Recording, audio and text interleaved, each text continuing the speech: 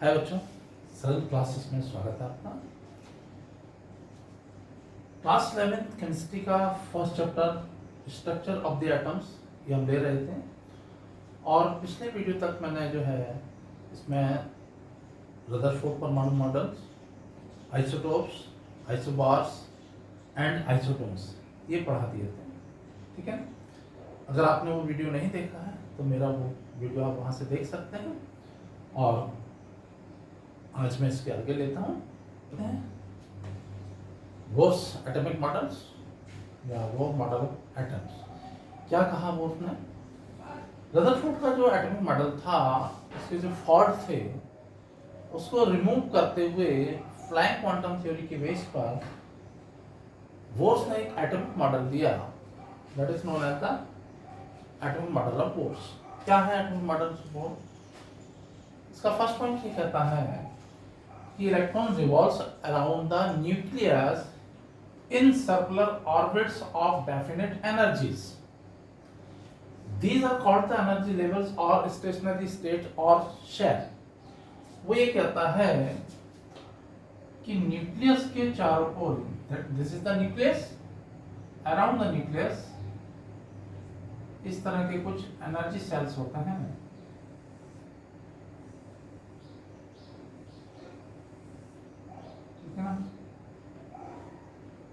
ये कुछ energy sales हैं।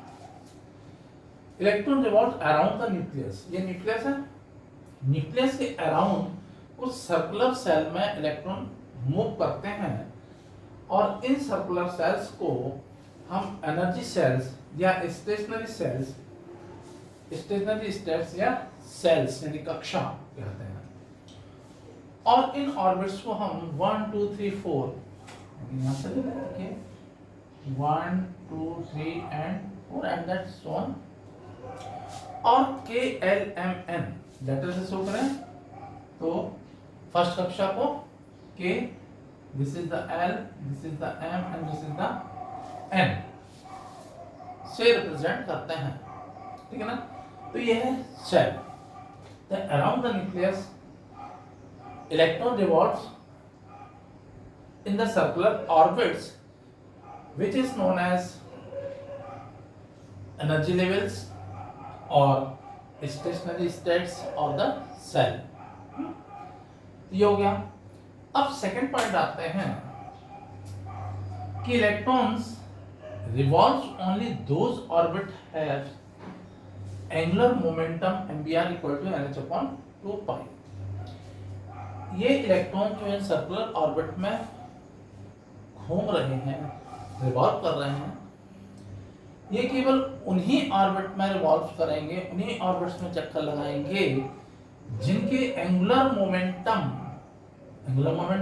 एम्बियर का वैल्यू जो होता है n/2 पाई होता है। What is the angular momentum? Angular momentum क्या है इसके बारे में डीपली तो आप फिजिक्स में पढ़ेंगे, जनरली थोड़ा सा हम लेते हैं। सपोज दैट जैसे एक कोई m मास की कोई बॉडी है और वेलोसिटी v से एक स्टेट पाथ पर मूवमेंट कर रही है, तो उस कंडीशन में जो उसका मोमेंटम होता है p equal to mass into velocity के इक्वल होता है। ठीक है, ये तब है जब ये स्टेट पाथ पर मूवमेंट कर रही है। लेकिन अगर यही बॉडी किसी r रेडियस के m मास की बॉडी b वेलोसिटी से r रेडियस के पाथ पर, सर्कुलर पाथ पर मूवमेंट कर रही है, तब जो इसमें मोमेंटम होगा that is known as the angular momentum और इसको रिप्रेजेंट करेंगे mvr से। ठीक है, यहाँ क्या है, इलेक्ट्रॉन भी सर्कुलर पाथ पर मूवमेंट कर रहा है और हर पाथ की, हर ऑर्बिट की एक डेफिनेट रेडियस भी है, यानी कि इलेक्ट्रॉन उस ऑर्बिट्स में एक एंगुलर मोमेंटम होगा mvr और ये किसके इक्वल होता है? This is the nh/2 pi. n ये डिपेंड करता है नंबर ऑफ ऑर्बिट, यानी फर्स्ट है, सेकंड है, थर्ड है, फोर्थ है। h कहलाता है फ्लाइंग कांस्टेंट और इस फ्लाइंग कांस्टेंट का जो वैल्यू है This is the 6.625 into 10 to the power 27 अर्ग सेकेंड या 34 जूल सेकेंड हो जाएगा, ठीक है ना। m mass of the electron है, v velocity of the electron है, r radius of the electron है, sorry radius of the orbit, जिस ऑर्बिट में ये मूवमेंट कर रहा है, and number of the orbits है 1 2 3 4 और h फ्लैग कांस्टेंट। तो इलेक्ट्रॉन केवल उन्हीं ऑर्बिट में मूव करेंगे जिनके एंगुलर मोमेंटम का वैल्यू nh/2π के इक्वल होगा। चलिए अब थोड़ा सा और आगे बढ़ते हैं। आगे क्या बढ़ते हैं, वो कहता है so long as the electron moves in a given energy cells orbit it neither absorb and emits the any energy। जब इन सर्कुलर ऑर्बिट्स में इलेक्ट्रॉन मूवमेंट कर रहे हैं तो मूवमेंट करते समय ना तो ये एनर्जी को एब्जॉर्ब करेंगे और ना ही एनर्जी को एमिट करेंगे, ठीक है, ना तो एनर्जी लेंगे ना एनर्जी ये देंगे। तब कैसे हमें जो है कोई एटम में एनर्जी रिलीज और एमिट होते हुए एब्जॉर्ब होते हुए दिखाई देती है, क्यों हमारे स्पेक्ट्रम में जो है एनर्जी लाइंस दिखाई देती हैं। चलिए आइए देखते हैं थोड़ा सा उसके बारे में deeply. Atoms can absorb the emit the energy when the electron jump from the one orbit to the another orbit। कोई भी एटम एनर्जी को तब एब्जॉर्ब करता है या एमिट करता है जब इलेक्ट्रॉन एक एनर्जी लेवल से दूसरे एनर्जी लेवल में जंप करेगा। ये सब ये लोअर है, ये इससे हायर है, ये इससे हायर है, इससे हायर, यानी कि न्यूक्लियस से एनर्जी की डिस्टेंस ऑर्बिट की डिस्टेंस जितनी ज्यादा बढ़ती जाएगी एनर्जी भी उस सेल्स की उतनी ज्यादा बढ़ती जाएगी। तो जब इलेक्ट्रॉन एक लोअर एनर्जी लेवल से हायर एनर्जी लेवल पर जंप करता है तो उसको एनर्जी चाहिए पड़ती है, इसलिए वो एनर्जी को एब्जॉर्ब करता है, ठीक है। और जब किसी हायर एनर्जी लेवल से लोअर एनर्जी लेवल में इलेक्ट्रॉन वापस आता है तो एक्स्ट्रा एनर्जी जो उसके पास है वो एमिट करता है, इसलिए यहाँ पर एनर्जी एमिट होती है। तो कोई भी एटम एनर्जी को तभी एब्जॉर्ब करेगा या एमिट करेगा जब उसका इलेक्ट्रॉन एक एनर्जी लेवल से दूसरे एनर्जी लेवल में, एक ऑर्बिट से दूसरे ऑर्बिट में जंप करता है। और कितनी एनर्जी ये एब्जॉर्ब करेगा या एमिट करेगा इसको हम कैलकुलेट कर सकते हैं एक फॉर्मूले से, delta E equal to E2 minus E1, जहां E2 क्या है, E2 है energy of higher orbits, energy of higher orbits, और E1 क्या है, एनर्जी ऑफ लोअर ऑर्बिट्स। तो जब हायर एनर्जी लेवल से लोअर एनर्जी लेवल में इलेक्ट्रॉन आ रहा है तो एनर्जी को एमिट करेगा, ठीक है, और जब इसका अपोजिट होगा तो एब्जॉर्ब करेगा। तो इस फॉर्मूले से हम जो है कैलकुलेट कर सकते हैं एब्जॉर्ब या एमिट की जाने वाली एनर्जी को। Delta equal to E2 minus E1 equal to h nu equal to hc upon lambda, where h तो फ्लाइंग कांस्टेंट है, न्यू क्या है, free energy of the radiation, radiation की फ्री एनर्जी है, और c क्या है, वेलोसिटी ऑफ द रेडिएशन। आइए अब देखते हैं limitations of the Bohr's atomic models. Bourse atomic model के क्या लिमिटेशंस है या क्या फॉल्ट है वो देखते हैं। नंबर फर्स्ट है Bohr's atomic model explain the behaviour of only those atoms and ions which contains only one electron as hydrogen atom He+ ion और Li2+ आयन। बोर का जो एटॉमिक मॉडल है वो केवल ऐसे ही एटम्स को या आयंस को एक्सप्लेन कर पाया जिनमें मात्र एक इलेक्ट्रॉन होता है, ओनली सिंगल इलेक्ट्रॉन होता है। एक से ज्यादा इलेक्ट्रॉन अगर है तो उसको ये एटॉमिक मॉडल एक्सप्लेन नहीं कर पाया, और ये इस मॉडल का सबसे बड़ा दोष था। जैसे हाइड्रोजन एटम है, एक इलेक्ट्रॉन होता है, इसको एक्सप्लेन किया है हमने। हीलियम आयन है, हीलियम का एटॉमिक नंबर 2 होता है, लेकिन एक इलेक्ट्रॉन निकल जाए तो हीलियम आयन में कन्वर्ट होता है और बचता उसमें एक इलेक्ट्रॉन। तो हीलियम आयन की भी ये एक्सप्लेन कर सका। और लिथियम है, लिथियम का एटॉमिक नंबर 3 होता है, उसमें से 2 इलेक्ट्रॉन निकल जाए तो Li2+ आयन बनता है, मींस उसके पास अब बचा है केवल एक ही इलेक्ट्रॉन। तो केवल ऐसे एटम या आयन जिनके पास में एक इलेक्ट्रॉन होता है उनको ही बोर का एटॉमिक मॉडल एक्सप्लेन कर पाया। एक से ज्यादा इलेक्ट्रॉन वाले एटम की एक्सप्लेन नहीं कर सका। दूसरा इसका जो देखते हैं फॉल्ट या limitations, Bohr atomic model does not explain the Zeeman effect of the Stark effect. Bohr का जो एटॉमिक मॉडल है जीमन इफेक्ट और स्टार्क इफेक्ट को एक्सप्लेन नहीं कर पाया।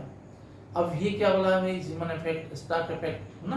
तो देखते हैं जीमन effect, splitting the spectral line in the magnetic field.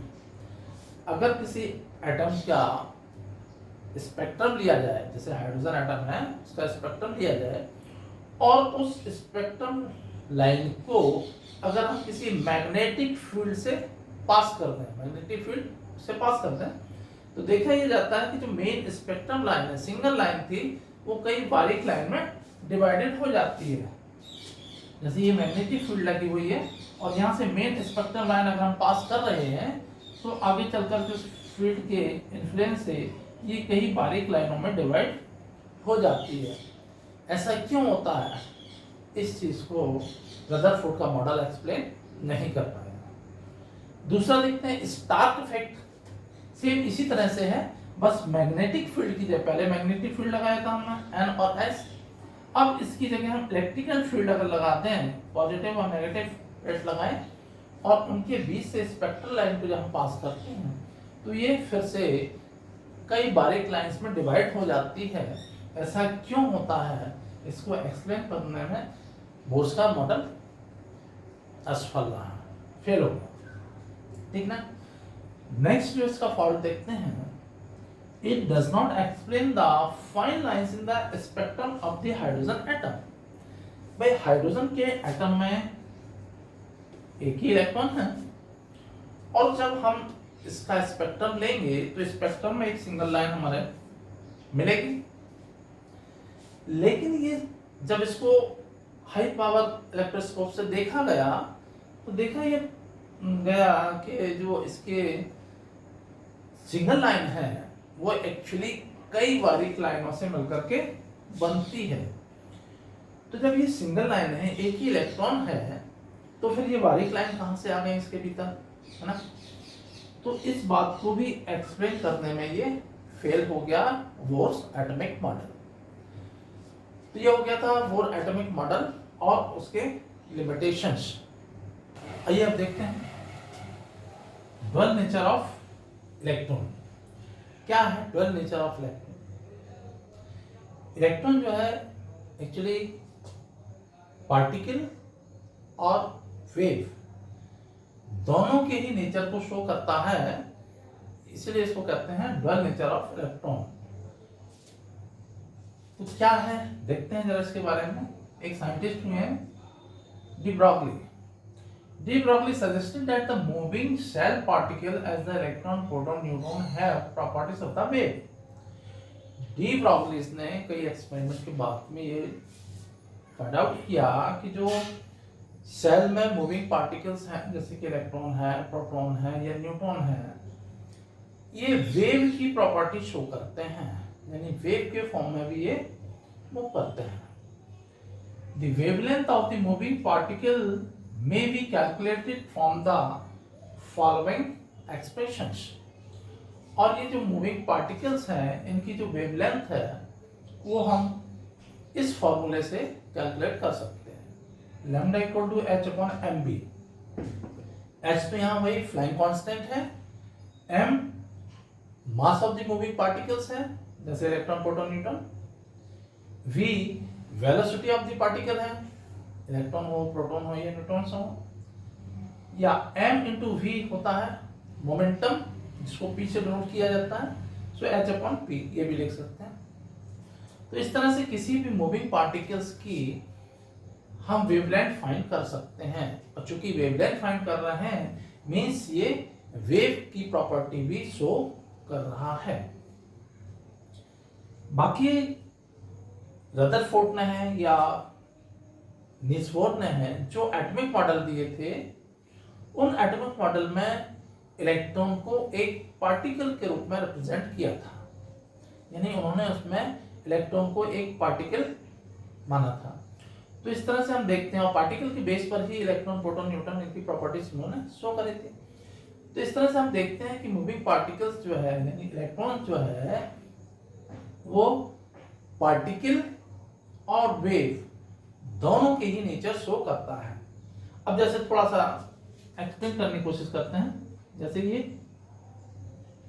Nucleus है, न्यूक्लियस के चारों ओर ये ऑर्बिट है,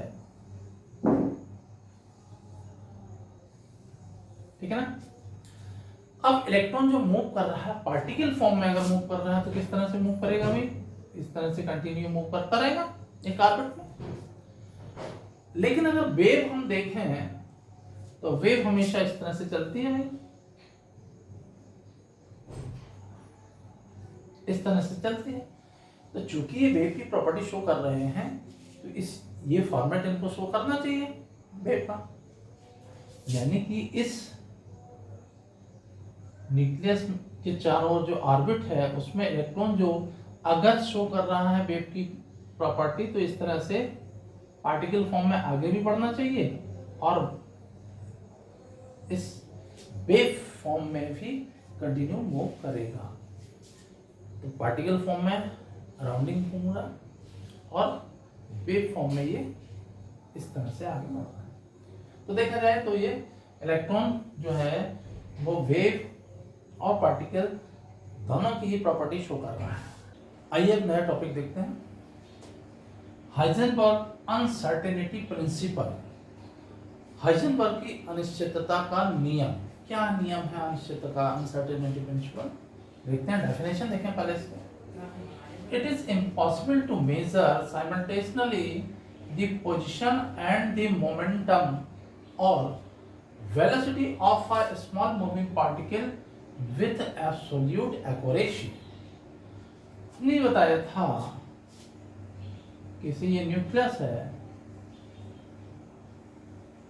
ये ऑर्बिट है और इस ऑर्बिट में पार्टिकल मूव कर रहा है, इलेक्ट्रॉन मूव कर रहा है, मूविंग पार्टिकल्स के बारे में बात कर रहे हैं। ये इलेक्ट्रॉन पार्टिकल मूव कर रहा है। वेल नेचर ये कहता है कि ये दोनों प्रॉपर्टी शो करेगा पार्टिकल की और वेव की। वेव के फॉर्म में तो क्रिस्टल थ्रो के रूप में इस तरह से आगे बढ़ेगा और पार्टिकल मूव में आगे बढ़ेगा। तो अगर किसी टाइम हमें इलेक्ट्रॉन की पोजीशन, एग्जैक्ट पोजीशन हमें देखना हो सकता है इलेक्ट्रॉन यह हो या इलेक्ट्रॉन जो है हो सकता है इलेक्ट्रॉन यहाँ हो सकता है यहाँ हो या यहाँ हो या यहाँ हो या यहाँ हो। यानी किसी क्षण अगर हम इलेक्ट्रॉन की कोई पोजीशन जानना चाहते हैं तो विथ एक्यूरेसी हम नहीं फाइंड कर सकते। सपोज दैट अगर किसी तरह से हम उसकी एग्जैक्ट पोजीशन हम फाइंड कर लेते हैं कि इलेक्ट्रॉन कहाँ है, तब फिर हम उसकी वेलोसिटी कह लें या मोमेंटम कह लें, उसको एक्यूरेट फाइंड नहीं कर सकते हैं। दोनों में से कोई एक चीज एक्यूरेट फाइंड होगी, दोनों ही एक्यूरेट फाइंड नहीं होती। यही कहलाता है Heisenberg uncertainty principle. It is impossible to measure the simultaneously position and momentum or velocity a small moving particles। छोटे मूविंग पार्टिकल की किसी भी क्षण अगर हमें उसकी पोजीशन या मोमेंटम या कहने वेलोसिटी अगर राइट बिल्कुल एक्यूरेट कैलकुलेट करना है तो इट इज इम्पॉसिबल, ये पॉसिबल नहीं है। अगर एक चीज अगर हम राइटली कैलकुलेट कर लेते हैं, सपोज दैट मोमेंटम अगर हम कैलकुलेट कर लेते हैं तो उसकी पोजीशन में अनसर्टेनिटी होगी। अगर पोजीशन को एक्यूरेट हम फाइंड कर लेते हैं तो उसके मोमेंटम में कह लें या वेलोसिटी में कह लें अनसर्टेनिटी होगी।